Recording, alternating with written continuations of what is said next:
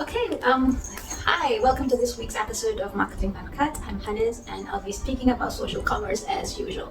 Selamat Hari Raya for those who have been celebrating. It's the second day of Hari Raya, and basically the Muslims around the world are celebrating Eid to mark the end of the fasting month.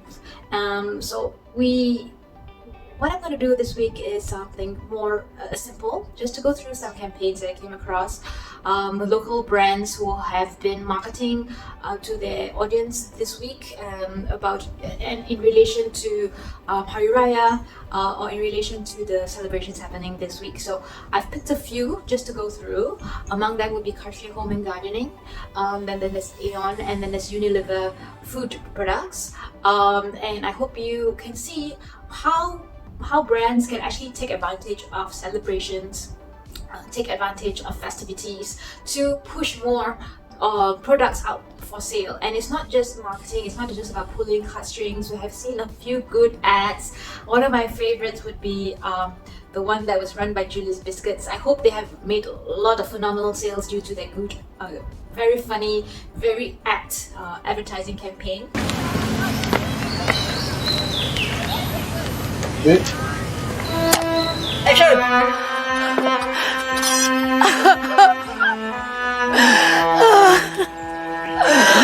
Bilakah anak cucu aku boleh balik? Seorang diri di pagi raya. Sedap.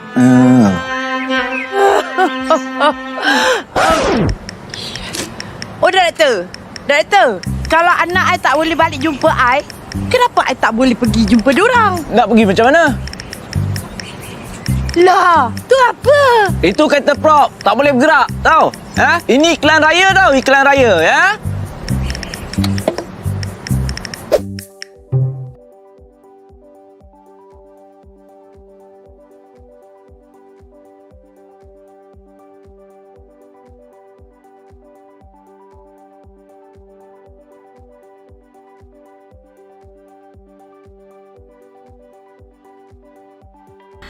If you've not seen the ad, you can actually go to the Best Events Asia Facebook page. We have actually posted it there. I've also posted it on my own LinkedIn personal account, so you can look for me on Hanniz Lam. And you can see the response. People are raving about it because usually for Raya commercials, brands tend to be more emotional. They want to remember the nostalgia. They want to have the emotions attached, family values, and all that. So I think in current times we have a threshold for how much sadness we can take. And because of the pandemic, a lot of people are sad. A lot of people are affected. And sure, there are businesses which are booming. In particular, the food. Fast-moving goods, right? FMCG industry, the health industry, perhaps the packaging industry. But for those in the restaurant businesses and non-essential goods, you might feel that there's a slowdown in business. So I hope that whatever tips that we share on our channel about social commerce can help you rethink how to push your products to the audience, to remain relevant, because people might not be going to shopping malls, they might not be going to restaurants. And yes, I understand, I've heard restaurant owners say that majority of the income comes from people dining in, from buying the drinks, repeat orders, desserts and all that. People enjoy the atmosphere and they tend to spend more. So I have actually given an example of how restaurants can do business online. I will send a link later so that you can have a look at that if you are in the F&B industry. My heart goes out to you. I completely understand that business is definitely going to be affected, but let's see how we can overcome this together.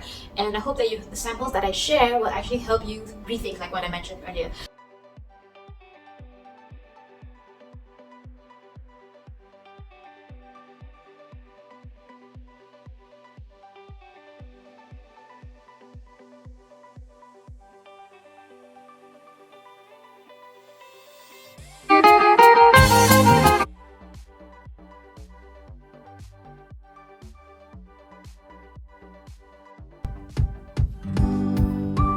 Assalamualaikum. apa khabar Aziz? Alhamdulillah, Saya baik. datang ni nak menuntut janji daripada awak. Oh, pasal tu ke? Kalau macam tu, hari ni saya ajarkan resipi nasi goreng cendawan pedas nak. Dengan nama pun dah buat saya terliur Aziz.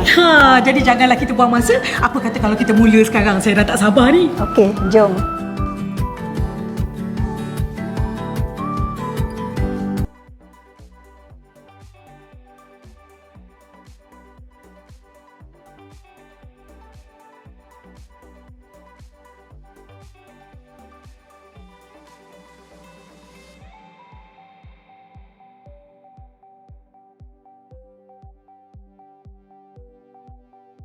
We like to eat rendang because we like the.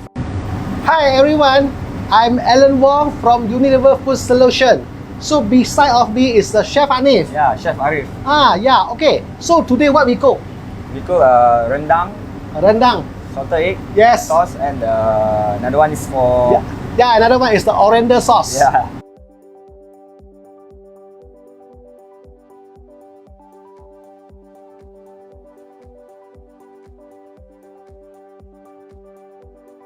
If you're gonna have a live session where you're having chefs, they're sharing recipes, and you can see that a lot of people are commenting and good things, right? What you can leverage on is actually selling on the spot, and that's why live selling is still so relevant. It's still very, very new in the Malaysian market, Singapore market. It's booming in China, and I just wanted to elaborate or to push you to rethink how to do this for your own brand. How do you live sell? Because you already have a captured audience. You don't want to push them to another place because the attention span for people is very short. Dengarlah cakap Zack. Tak sudah-sudah dari tadi bertekak. Tak adalah. Ayah dengan Zack gurau je. Jom, kita dah lewat nak kemas ni. Okey. Jom. Ni kan bulan puasa. Lagi 2 minggu lagi nak raya korang ni. Tak habis-habis nak bertekak lagi. Jom.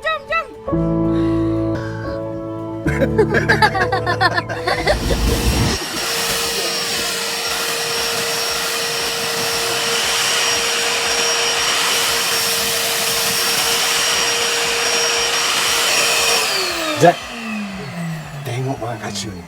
Sebelum ni, ayah perlukan beberapa jam untuk habis sapu daun. Sekarang, beberapa minit aja dah siap.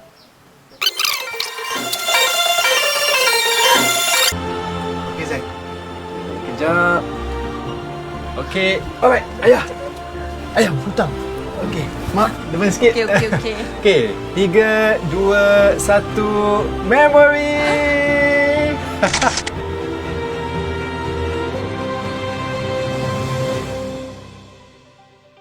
Karcher makes a difference.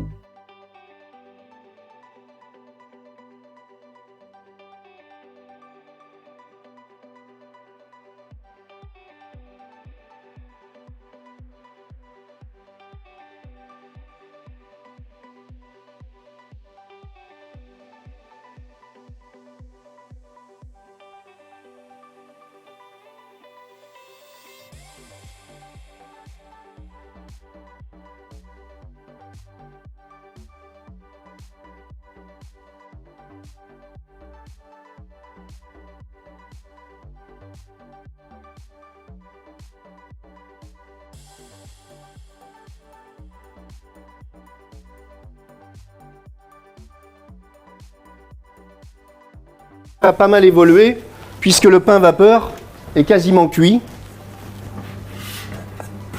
D'accord? Juste en quelques minutes, on a déjà un pain vapeur.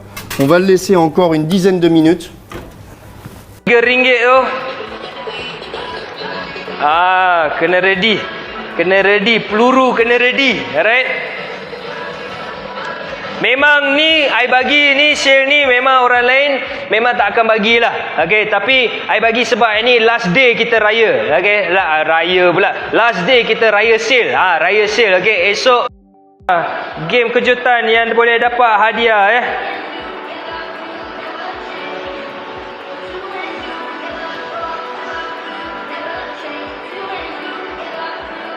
Atau you dah goreng kan, luar dia memang rangup, okey, dalam dia memang lembut. Memang baik, terbaik. People still want to spend money because they cannot travel. So how do you take advantage of this? So we have also seen L'Oreal's beauty festival, which was held last week. There were a lot of views. We have no idea how the sales actually went, but what they did was they did a lot of live. They had a live show on their Facebook channel, and then they pushed people to their website to purchase. So when you push people to another channel, there's bound to be a drop in the follow-up. You know, the drop in the customers actually going there. They might just browse, but they might not be engaged again, because during live shows, when you're engaging with the host, when the people in the chat box are talking to each other, it's more fun. It's more like a community thing, and people just, you know, they have this adrenaline rush, and when there's an option to buy immediately, people buy on emotion. So, you know, when you have that option for them to buy on the spot, you tend to make more sales more easily, rather than when you push somebody to another channel and then they become more logical and more rational. So try to bank on the emotion of your customer when you can. During the live session, it will also be a good opportunity for you to test your products. You know, ask your audience what they think of planned product launches. So the involvement, when you involve your customers, the more they feel loyal to you, to your brand, they feel more value. Because right now in chat boxes, they are able to speak to each other, rather than when it's a one-way channel where when only the brand talks and the customer listens. So take advantage of this. Okay, so you've seen some of the campaigns, and some are running special deals, special sales at their store. How can you leverage on this with your own live selling show? So perhaps with a special live selling feature or promotion, you can actually draw people to buy online and have special deals for just those who buy online. This would be something that Aeon might want to consider. Aeon Big, the supermarket. Another one would be for Unilever, when they have their chefs coming on the show. Perhaps the chefs themselves can also promote the ingredients that they're selling, the brands that they're using during the cooking session. So this is possible when you're having a live selling show, when you have special codes and people can key in those codes to purchase on the spot. Another thing that Karcher had a really good ad campaign. So prior to the launch of the ad campaign, they could have a teaser to have people watch the advertisement together when it's launched, and they can buy the product during a live session. So not only will your audience be watching the ad for the first time together with you, you'll be able to gauge the excitement, you'll be able to sell the product on the spot, you'll be able to answer questions on the spot. That is the best thing ever that a customer would want. I would want that. I would like the brands to talk to me, and it will actually seem like it's more personal. You know, the questions could be very common, but the thing is, when you're answering the question face to face, that is the difference between you and another brand who's selling the same product. Okay, so so these are my key takeaways. How do you launch your ad campaign? To also leverage on selling at the same time.